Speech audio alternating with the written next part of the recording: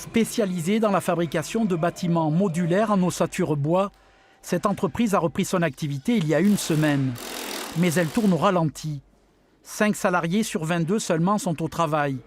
Et toute leur activité est confinée en atelier. C'est un peu plus compliqué qu'à la normale, mais donc avec des mesures mises en place, masques, lunettes, casques, gants, c'est totalement faisable. Donc voilà, pourquoi nous on continue de travailler.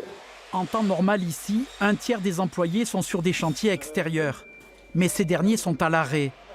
Même la mise à disposition d'un guide de bonne pratique instituant de nouvelles règles sanitaires n'y change rien.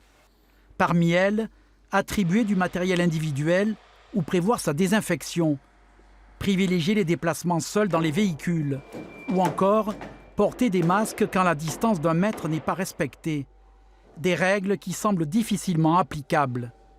Chaque chantier est particulier, donc ce guide ne couvre pas en fait, ce qu'il faut faire sur chacun des chantiers, mais il donne des indications et c'est plutôt une base de discussion. Le travail est encore long pour pouvoir, chantier par chantier, discuter et négocier du cadre précis dans lequel on va pouvoir rouvrir les chantiers. Principales victimes des nouvelles mesures d'hygiène et de sécurité, les gros chantiers avec de la coactivité, mais pas seulement.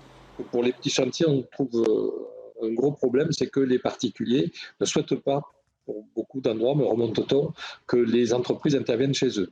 Donc là aussi, si on ne peut pas ouvrir les gros et que les petits, ce sont les clients qui ne souhaitent pas, ça va être compliqué cette reprise. Selon une enquête de la Fédération française du bâtiment, 95% des chantiers sont arrêtés en Occitanie.